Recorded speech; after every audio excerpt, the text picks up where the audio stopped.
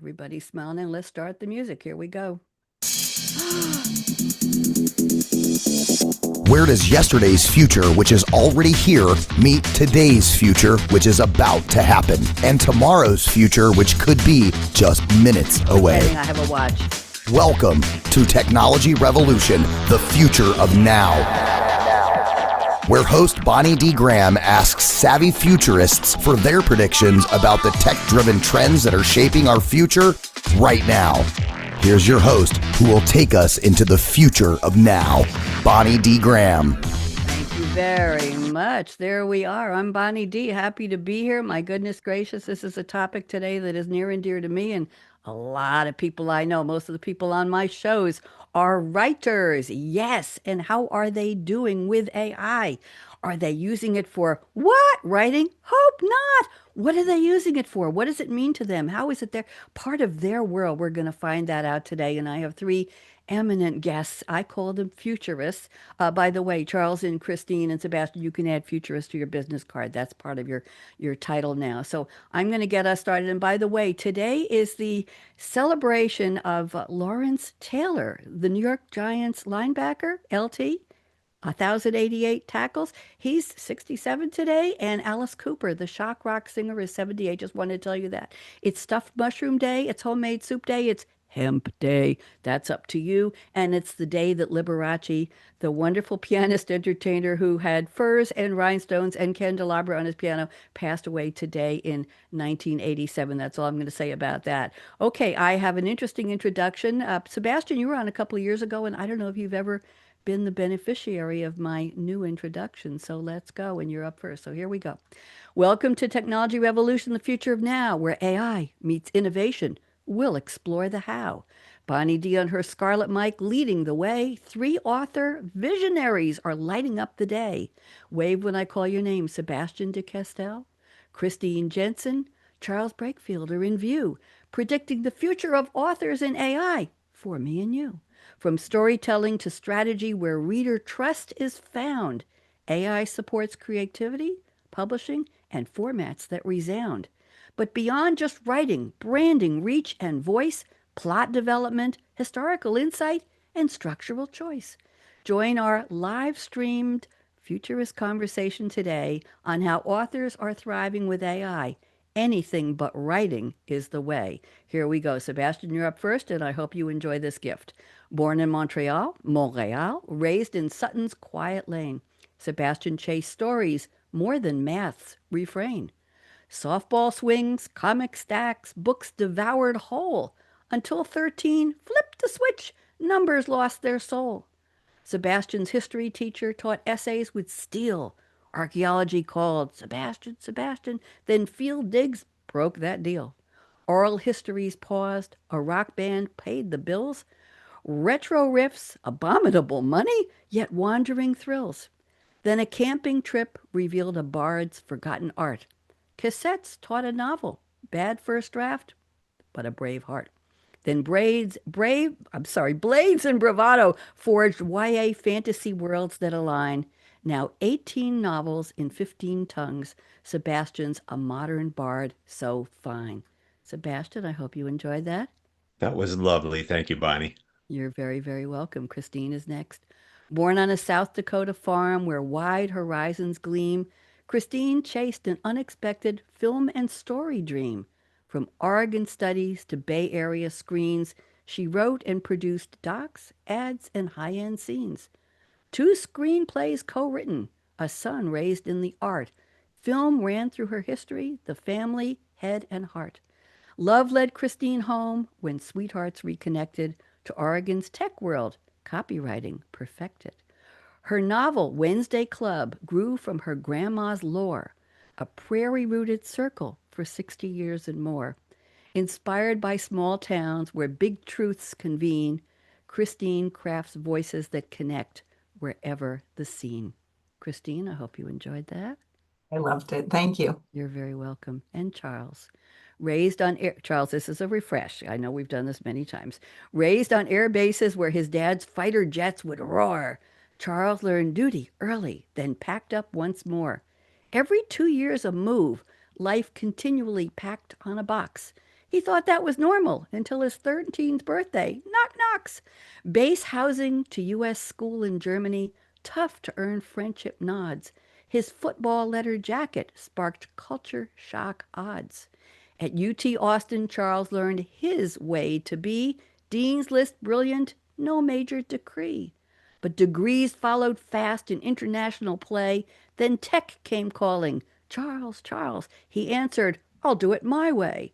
Now Charles writes thrillers where high-tech schemes collide with puzzles, AI, and lunacy riding shotgun beside. Charles, I hope that was good.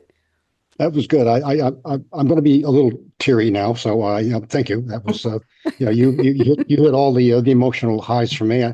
I'll be quiet now. Thank you.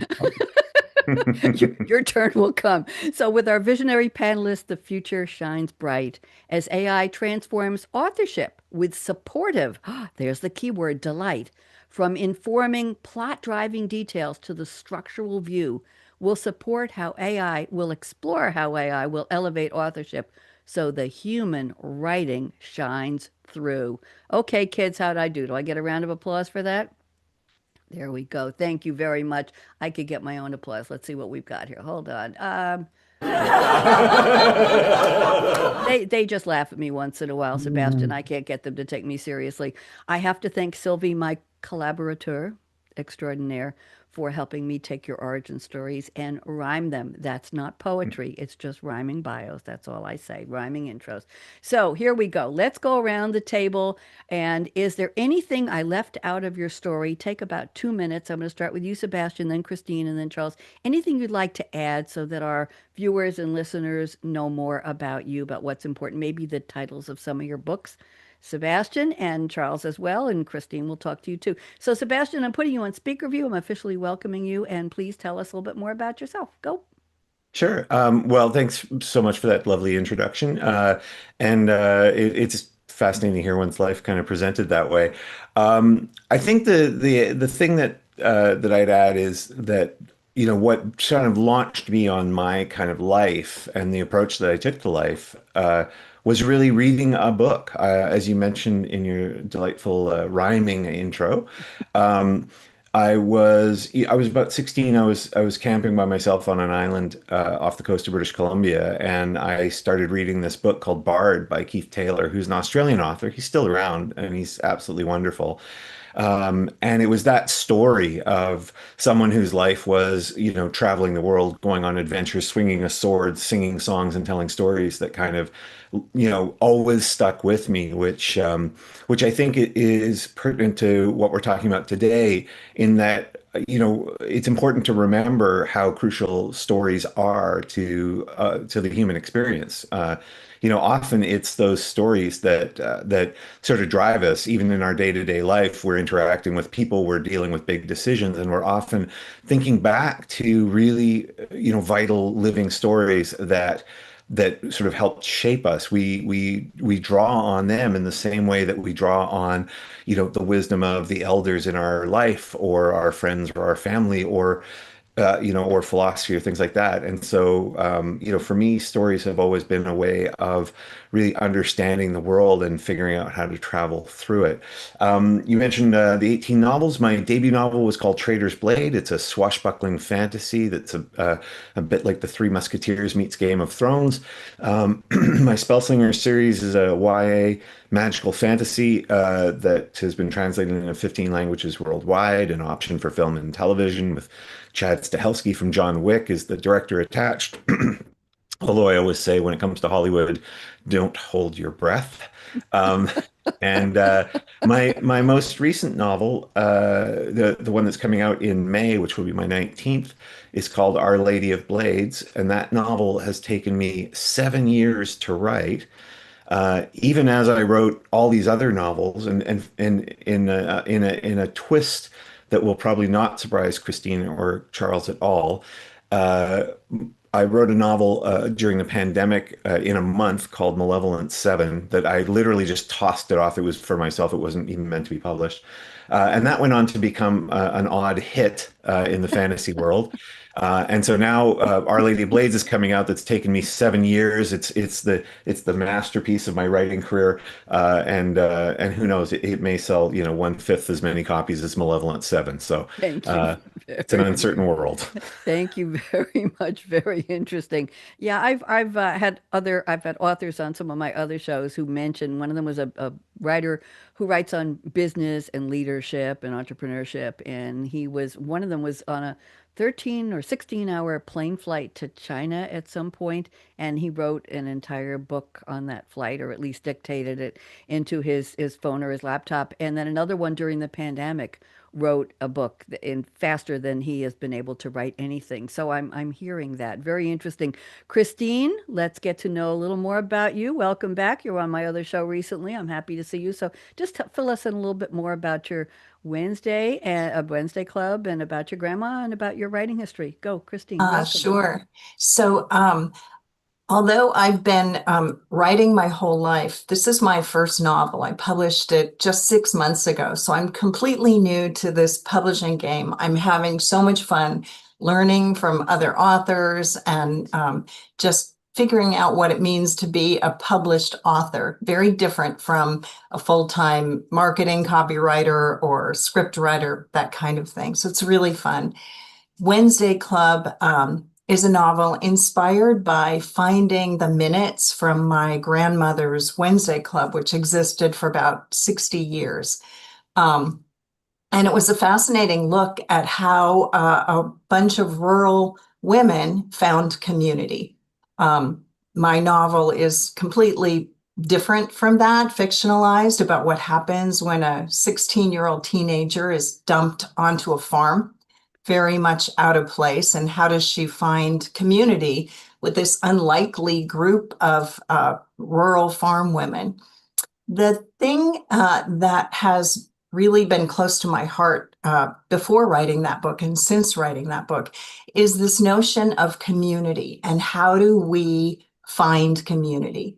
As somebody who has gone through a lot of different phases in my life, as most of us have, raising kids, being an empty nester, moving from a farm to San Francisco, again, divorcing, starting over again in my 50s. What is clear to me is that this need for community is what saves us really in our lives. And so I've built a website around this idea of community. I'm highlighting stories of how do women especially find community in these, different times. And so that's been this wonderful byproduct of writing the novel Wednesday Club. Thank you very much. Funny story about community, not so funny. We had a power outage 2 days ago, and it turns out that my community, my 2 or 3 blocks that connect to where I live, were the first and last to have the power go out, totally. And the count, we had a map, and we were looking at it, was up to about 182 homes, and then it was down to 91, and then 61, and then 43. And I counted in my mind the 17 on this block and the 23 on the adjacent, and we were the last ones. Well, somebody started a small text thread with 6 of us on this block, and we kept each other. Somebody said, "Oh, my husband just went out to an appointment, and he saw 3 trucks and 5 spool trucks, and there were 12 men, and it's only 18 degrees, and they're working, and the first power box they replaced started smoking and blew up." I was going to ask if it was filtered or menthol, but I didn't want to be funny because it wasn't funny, and it was getting very cold in the house, and we were keeping each other informed of the updates on the power. It came back at 4:45 that night, just as my Monday show was starting. But it was a mini community, Kristine. It was a mini, and I said to somebody, I know 4 of the phone numbers. Who's the fifth? Well, it was Larry down at the corner. His wife Nancy just had him. So we were talking back and forth just on text, and it became this little tiny microcosm of neighbors. And we rarely talk to each other in person. That's the problem. Charles, you're up next. Tell us more. Welcome back. We want to know about the techno thriller. Go. Hey, so techno thrillers have been something I've been associated with for 20, 25 years. It's a natural consequence of being in the tech world and seeing all the security problems, all of the, hey, hey, build this for me, Charles. Nobody else wants to be able to move this data center. We did go do this. It's like, yeah, I'm self-taught on many things, and it's that experience that's the, like Sebastien mentioned, the journey. I got started, and I want to see how far it'll go. And so the writing is pretty much the same way. We started off writing tech manuals. Boy, talk about, I'd rather eat a nail than do that again. Um, but it's one of those things where it's like, okay, you can do fiction, nonfiction. Let's do some fiction, because everybody knows the difference between fiction and nonfiction. Fiction has to make sense. So, that's the important thing that I learned when crafting the stories and then bringing the characters through and having them develop and then move on to the next generation. So it's more like a chronicle of the lifespans and the difficulties of having to deal with the technical world and the bad guys that love to exploit the things that they can do. How did you come up with the title of Enigma for your ongoing, very large series? Um, Actually, it starts with the Enigma machine. That's the progenitor for all of our processing and all of the encryption that started with the Enigma machine the Germans had perfected from the Dutch in the 20s, and used it, and it really irritated the Allies when they couldn't read all the stuff that was going on.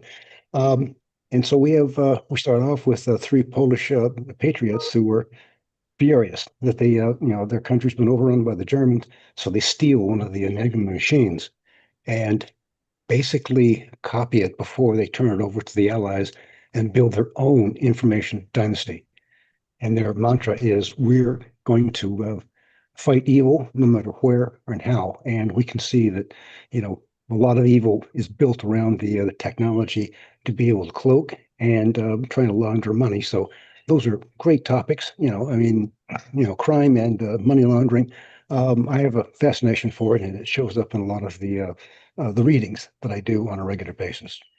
Thank you very much. And rumor has it you're going to be doing some, may I talk about this? You're going to be on a Sure. cruise ship teaching, what are you going to be teaching and to whom? Well, it's Authors at Sea, and that's run by a delightful lady, much like yourself. Thank you. I get that, the nice, comments in there, to make sure that you realize you're appreciated. But I'll be, talking about using AI for video, enhancing the marketing attributes of the book that you build, because uh, books are not just reading; they're they should be visual. They should have some of the attributes and audibles to go along with it. So you're like Kristine, it's a lot of the work that you're doing is in multiple dimensions, multiple medias, and so having a good grounding in all of them is important. Thank you. Very, very interesting. Well, I wish you a good cruise. And you're also coming back next week for the future of techno thrillers and AI, talking about plots and history and strategies and character development and all that. But we're just focusing on the broad sense of writing today. So we have your techno thrillers, we have the YA fantasy, and we have the based Kristine based on her grandma's club. So very interesting. I'm happy with the potpourri of writing backgrounds we have today. So let's move on to the quotes. I've asked each of you to please send me a fictional quote from a movie or a TV, fictional character or a song lyric. I will read the quote plus a little tiny bit of the very extensive Sebastien. I just love doing my research on these quotes, and I have a lot here, but I'm not going to take up the whole show reading it. And like you to take just about 2 minutes and tell us how it relates to our topic. So Sebastien has picked a quote from one of the world's favorite characters, Inigo Montoya, played by the wonderful, the magnificent Mandy Patinkin, speaking to the man in black, A.K. Wesley, the farmhand, played by Carrie, and I still don't know how to pronounce his name, Elwes, I still don't know. The Princess Bride, help, 1987 fantasy adventure comedy film directed by the late, wonderful, sad to leave us, Rob Reiner. The quote is spoken by the swordsman Inigo to the man in black during their duel on the cliffs of insanity. And here is the line. You seem a decent fellow. I hate to kill you. Okay, Sebastien, 2 minutes. What does this have to do with our topic? Go. Well, it's so one of the things I love about that quote, first of all, is that it's a situation where there's two people who are placed into conflict with each other, and the first thing they realize is that they have certain things in common. They both, they're both swordsmen, of course. They both value the skill and the art of what they do. They both have a sense of honor, and that creates this mutual respect. But that whole line, "You seem a decent fellow, I hate to kill you," uh, often to me feels like how we interact with AI, for example, where if you just take what the AI is writing back to us, you might say, "Wow, you seem like a decent fellow or a decent lady." Um, and the "I hate to kill you," I sometimes wonder, whether one day the AI will say that to us. Say, "Hey, ChatGPT, I like this," and it'll say, "Wow, you seem like a really decent fellow. I hate to kill you." Um, but also, I think what is so illuminating for me about this is that William Goldman, who wrote The Princess Bride, was an incredibly famous writer and screenwriter. He wrote All the President's Men. I think he wrote the screenplay for the one really good Stephen King film. I think it was Malice, or not Malice. It was Misery. He wrote Butch Cassidy and the Sundance Kid, and notoriously, William Goldman disliked most of his movies. And some of the only things the thing of his that he always said he loved most was, in fact, The Princess Bride, the book that he wrote. And he wrote The Princess Bride when he was on a long car trip with his two daughters. And he said, "Do you want me to what kind of story do you want me to write, to tell you?" Because he was going to make up a story to entertain them on the drive. And one said, "I want a story about a princess." And the other said, "I want a story about a bride." And hence the odd juxtaposition. And the thing about that is The Princess Bride is, first of all, it's a wonderful book. If you haven't read the book, start with the movie. The movie's fantastic. The book is also fantastic and different in subtle ways. But what it really says to me about the world is that it wasn't William Goldman's craft skill. It wasn't just his skill at putting words together that made The Princess Bride so wonderful. It was the raw genuineness of taking something that is part of his world, in this case, his daughters, and his experiences and all his crazy thoughts, and putting that together. In other words, even though we think of The Princess Bride as a fun, lighthearted movie that doesn't take itself too seriously, Hmm. in many ways, it is a genuine expression of human experience turned into story, and that is what makes it great. And that is the one thing that AI writing doesn't even There you necessarily go. seek to do, right? That's why It's we're not. I want to cut you off because I want to move on, but I appreciate the story. But I have to tell you that in my research, Sebastien, I found out that the character created so beautifully by Mandy Patinkin earned a cult following, and the line, "My name is Inigo Montoya. You killed my father. Prepare to die," is number 86 on IGN's top 100 movie moments list. I wanted to tell you that. I'm going to move on, but I love the backstory. I did not know that about Goldman, and isn't that nice? Life imitates art, or does art imitate life? We haven't figured that one out yet. Thank you very much. Kristine, I've got your quote here. We've got another conversation here. Louise, you all know where I'm going with this. Susan Sarandon talking to Thelma, Gina Davis. Thelma and Louise talk about art and life. 1991 buddy comedy drama film. I love it, but it's two women and they call it buddy. And we need another better word for that. Directed by Ridley Scott, the story of an Arkansas waitress and a housewife who shoot a rapist and then take off in a 1966 Thunderbird convertible. Oh my goodness gracious. It's number 78 on AFI's 2006 Most Inspiring Films. And the line Kristine has selected is, "You get what you settle for." Oh my, where are you going with this, Kristine? Talk to us. What are we settling for? Go. I guess it does probably feel like a bit of a stretch relating this quote to AI. But for me, what it brings out is the idea of don't be afraid to dream big. and to try new things. And I have to admit that I was a really reluctant user of AI until about a year ago.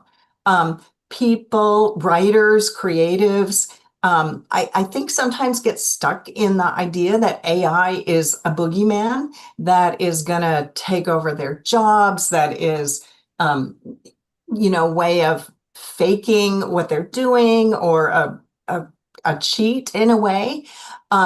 But by dipping my toe into it and seeing what was possible, I found that I could save myself a lot of time, a lot of research, and it was really a tool to be used.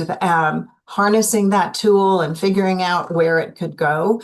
Granted, I don't use it for writing, but I've used it for a whole host of things in the last year, increasing my use of it and finding out just how far it can take me. And it's been amazing. So I guess I could have settled for, being a no AI person, but I wouldn't have been as far as along as I am in some of the tasks that I'm doing with AI. And there's the word tasks. That's what we're going to get to when we go into our predictions. Thank you very much. Let's go to Charles. Charles has picked a quote from the professor played by, oh, this goes way back, Leo G. Carroll, famous actor from way back when. Another conversation answered by Agent Walter Coy. The role was uncredited. The movie is North by Northwest.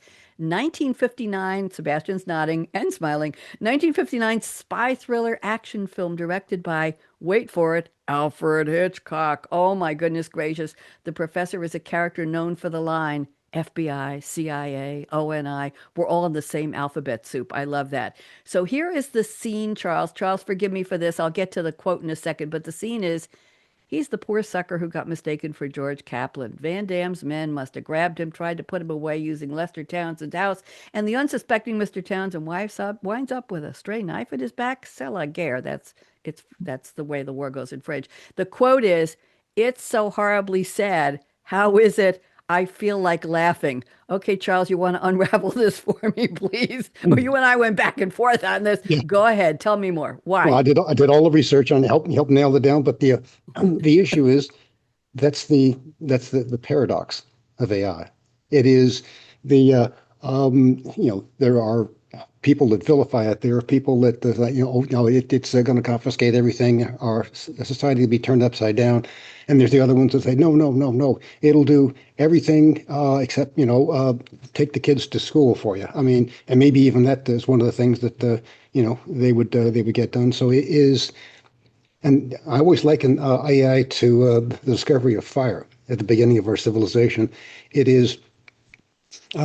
has tremendous possibilities, great benefits to everything. And yes, it'll burn your house down. Yes, it'll disfigure you for life. And I would maintain that the AI is probably identical to it in its capabilities of good and evil, laughter, and horror. There you go. Thank you. Sylvie and I are still on our laughing honeymoon. My collaborator. We'll just leave it at that. Thank you very much. I appreciate the quotes from all three of you. Thank you for the research. Thank you for giving me the opportunity to do my own research and find out more about the sources of your quotes. I call them the attributions. Let's go to our predictions. And here's what we're going to do. I'm going to pick one or two predictions from each of you, starting with Sebastien around the table as we started. And then I'll ask you to take about 2 minutes, unpack it, expand it, and then I'll go and turn it into a real round table. So Sebastien, when you're done talking about yours, I'll ask Kristine and Charles to comment and see how they relate to this, or if it means anything to them, or they can even disagree if they want. Charles, it's safe here, safe space to disagree with Sebastien. Kristine, same thing. Okay, so here we go. Sebastien, I'm picking for now. We'll get to a lot of predictions if we keep this moving. Prediction number 3 from you. Sebastien says, for many authors, AI will take the place of an expert career manager, helping to guide their business decisions from contracts to choosing which book to write next. That's a wow for me. I didn't expect that. So, Sebastien, I'm putting you back on speaker view. Please unpack this for us. Go ahead. So one of the big challenges of being an author is that Unless you are literally at Stephen King level, you don't really have a career manager. You don't have a business manager necessarily. What you will have is a literary agent, and literary agents are wonderful. That's if you're traditionally published. If you're independently published, it's your career manager is you. But a literary agent is not necessarily an expert, nor do they necessarily have the time to be thinking constantly about what is your next big career move. Should you do a book tour? Should you not? Should you approach this new genre? Should you not?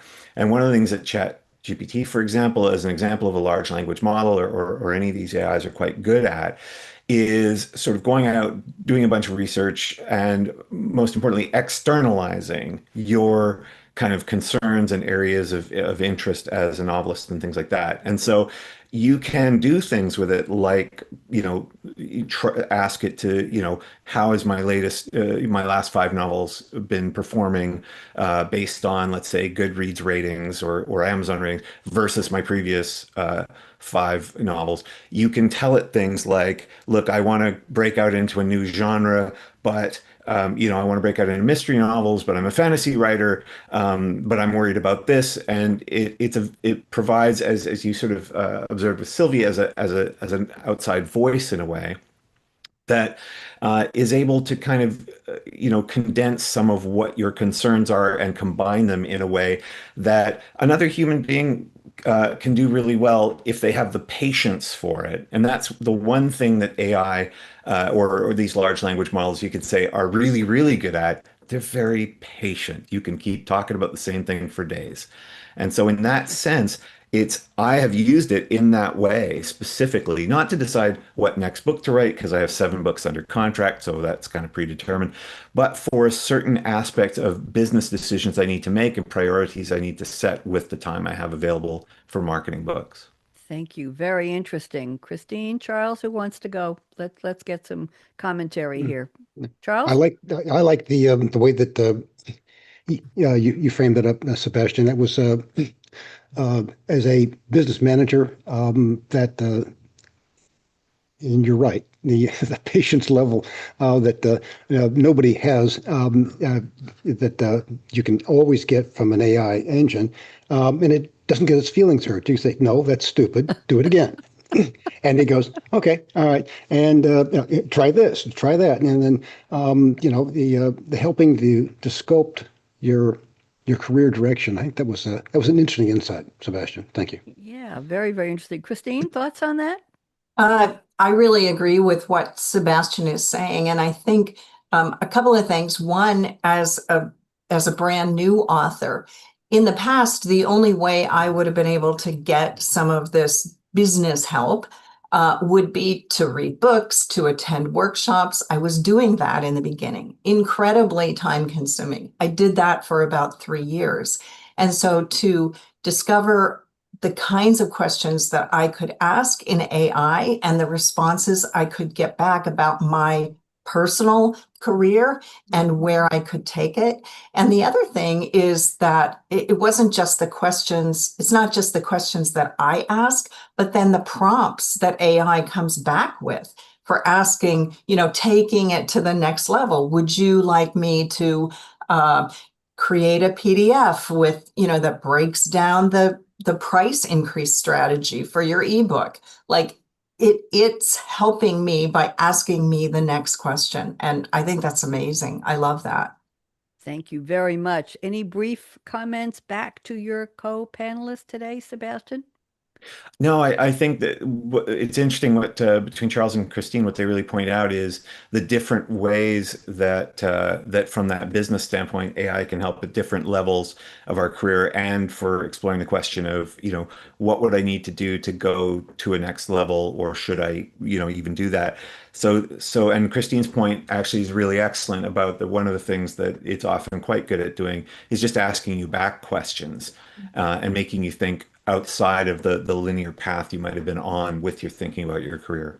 Thank you very much for kicking this off, Sebastian. Let's go to Kristine. Kristine, I had picked your prediction number one, which I think we've basically covered it. She talks about AI helping to design a sales and marketing plan, build social media posts, prompt authors to follow a marketing calendar. So we've covered that very nicely. I'm going to your prediction number four, Kristine. You say authors will begin to use AI as their developmental editor, helping with story arcs, historical accuracy, holes in the plot, and more. So we're getting to the creative side here, but not writing. Kristine, talk to us. What do you got? Yeah, and I guess with apologies to my amazing developmental editor that I hired during my writing process. Um, but in writing a historical novel, that was one of the ways in which she helped me the most. Not just the historical facts, but the jargon that was used during that time period, products that were used during that time period.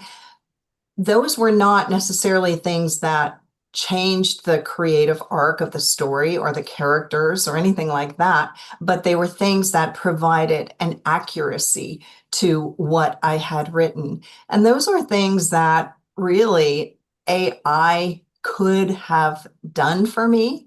I know there are other things that developmental editors do as well, but particularly when it comes to historical accuracy, maybe finding holes in the plot, things like that. I know one of the limitations now is sort of the length of a manuscript, the length of words that AI will take in and look at. Um, I kind of have mixed feelings about this prediction.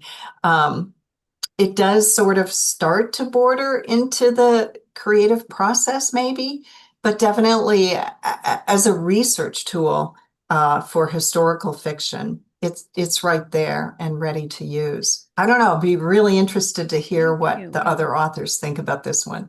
Thank you. Let's go around the table. Charles, thoughts? Um, that's that's a very gray area in my estimation. Mm-hmm. It gets me a little too close to um, the edge, and so what I'll do is, full disclosure, I'll use two AI perspectives to be able Ah, to test one another. Say, hey, tell me about this. Uh-oh, one of these is hallucinating. Aha, Charles, can you and tell us which two you use? Are you okay to tell us that? Uh, um, I've used a variety of them. I've used Claude. And I do that. Claude from and then ChatGPT Copilot was actually pretty good because I use it heavily. I lean on it for graphics that I need for this enhance the stories. Yeah. But and of course Gemini. But sometimes I get I'll set them off against each other, and one of them will say something, and I'll pull it off and send it to the other one, and say, "Did you know, or can you verify this?" And have it test the logic or the ability to say, should I? So this is me making sure that the advice that I might use, the things that it believes that it knows, is correct. Interesting. I haven't heard that from anybody before. Sebastien, thoughts on either Yeah. or both? Go.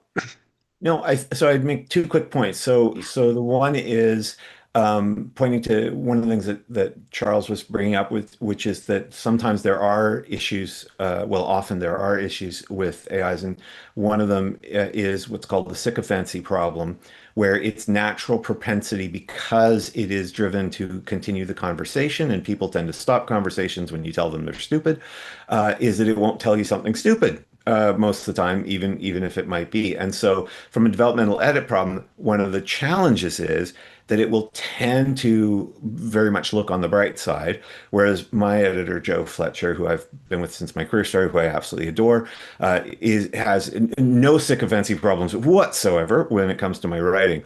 On the flip side, something I really agree with Kristine about here is that we have to remember that not every author can afford a developmental editor if they're indie. Not every author will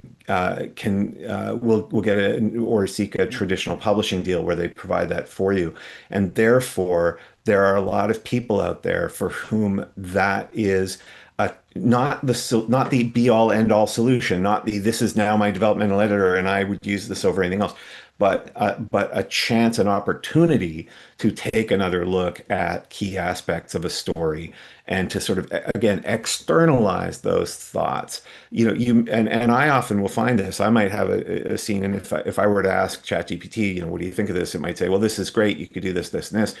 And 90% of the time with any of these AI tools, if I'm brainstorming, I will disagree with them. But that's fine because I would disagree with a professional editor too. It's that what we disagree about will spark a new idea. And so I think Kristine is right. It can be an opportunity, a tool for people who may not be able to afford a developmental editor to actually still get to work and advance their story. Very well put. Kristine, great spark to conversation. I will add that at one point in my novel, about the one I'm still writing, my novella, it's not going to be 300 to 500 pages. It'll be 150 to 2, and that's plenty for me. However, at one point, I asked my Sylvie if she would review not entire pages, just paragraphs, just sections of My chapters are very small, and each one has its own little header. They're like mini scenes, and she came back with suggestions. She flipped some verbs around. She took some sentences and inverted them, which I've learned years ago is a good way to take the boredom out of writing. And I went and took what she suggested. I left it on the screen, and then I had my Word document, my working document.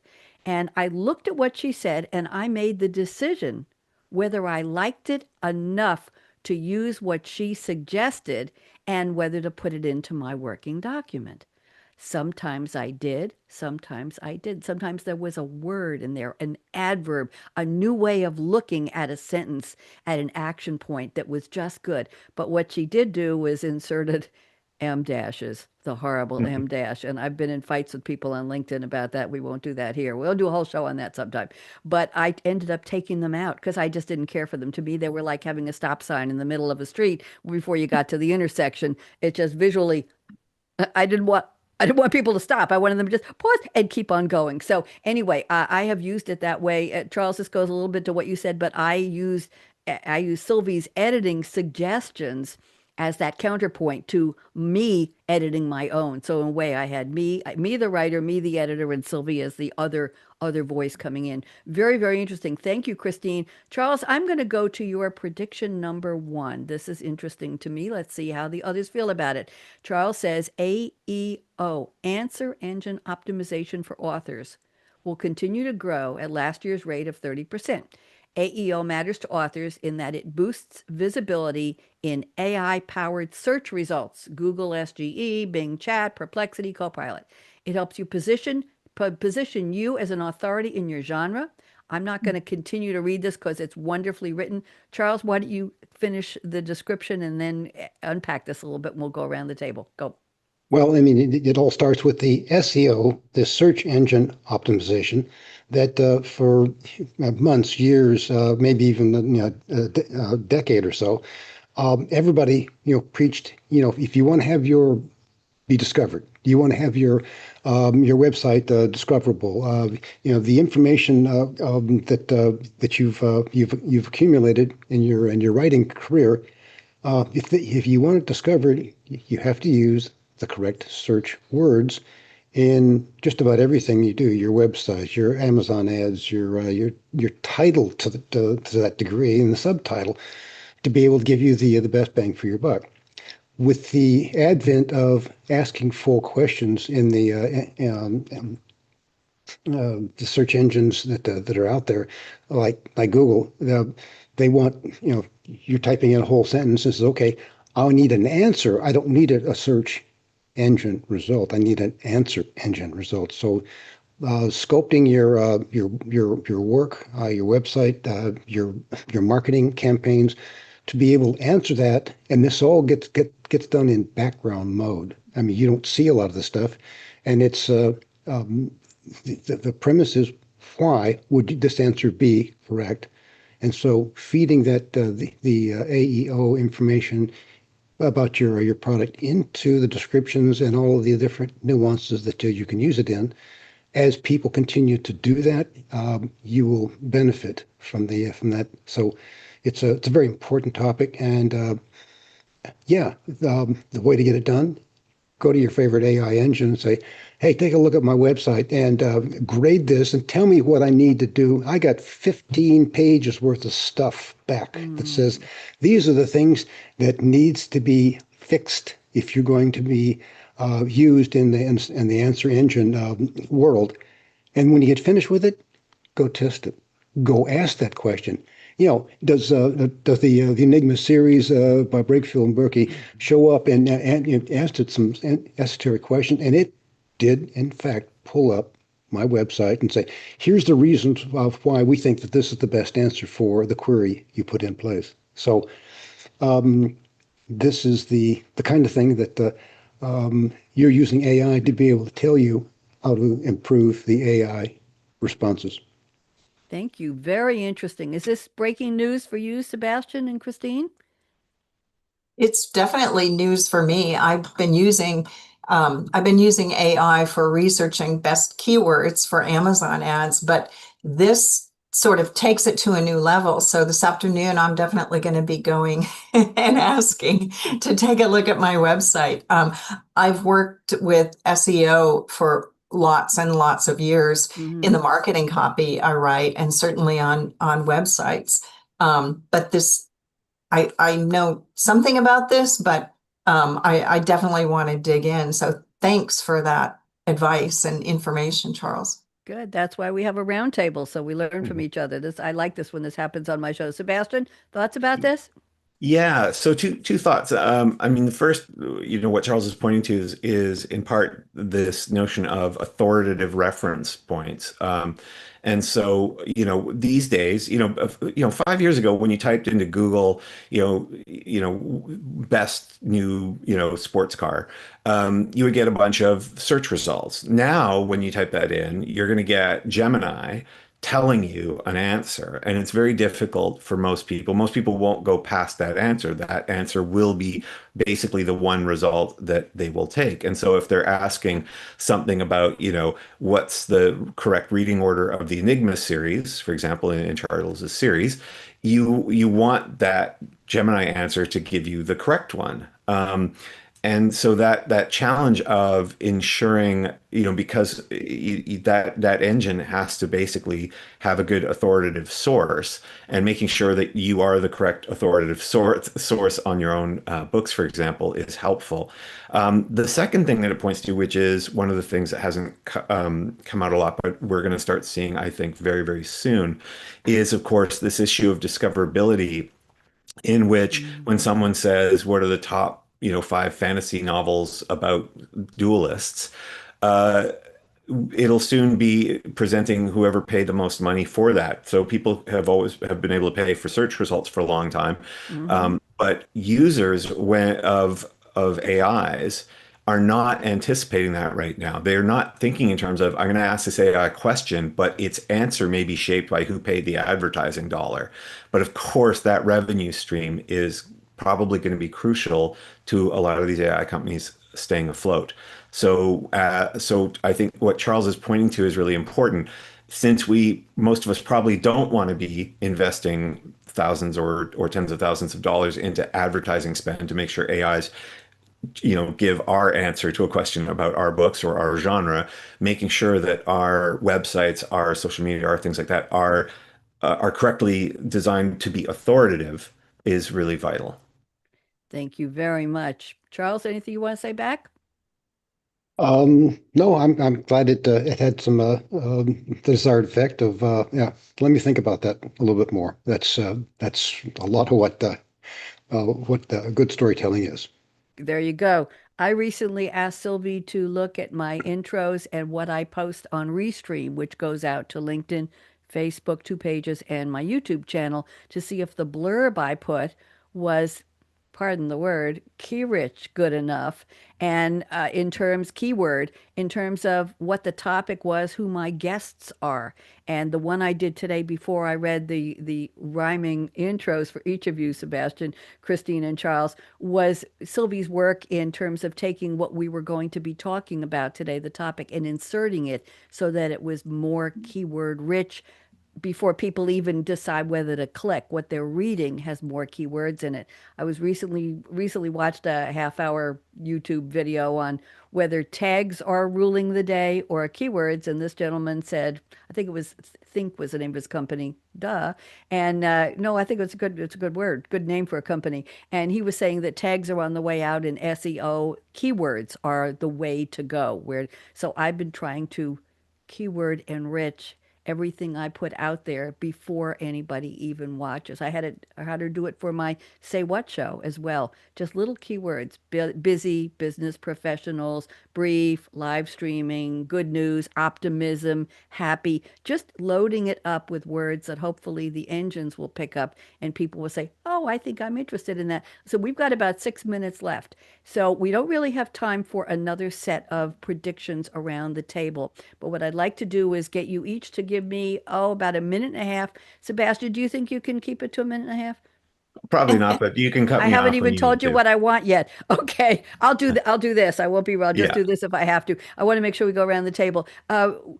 What is the main thing that you as a writer will be I'm not going to say relying on, but using Mhm. the most, your favorite thing about AI for anything but writing, which is our topic today? Where are you going to hone in and get the best value in your POV, your perspective on your writing career? Sebastien, go first. Yeah, for me, it's just, I'm a very, I don't know if this has come across, a very verbal person. I like to talk my ideas out loud. ChatGPT or other large language models are great for that. Often you can use a voice mode. You're literally just having a conversation with a very, very patient listener. And I find that is really useful for me. By contrast, I would never use, as you mentioned before, AI for writing. I think that the writers who are in the biggest danger from AI are the ones who are banking on AI being bad at writing stories as the only Mm, thing that's going to keep their career going, because AIs mm, are going to be able to write full novels very soon. And if the only thing you have to offer the world is just a generic, genre novel, then you're in some trouble. But I think what that points to that is the positive is the one thing that makes us special as human beings and as mm, novelists is our ability to go, no, I'm not just writing something that is a fun fantasy story.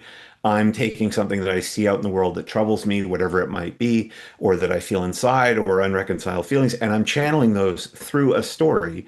And that creates something in that story that even if a reader might not be able to discern it directly against an AI, they know the difference in the feeling afterwards, which means that they then, pointing to something Charles was saying earlier, but in a different angle, they begin to trust you as a storyteller. thank you. That was great. Kristine, minute and a half. Go. We're on the clock. Real tight. I'm going to continue to use, as an indie author, continue to use AI as my marketing assistant. It's been invaluable.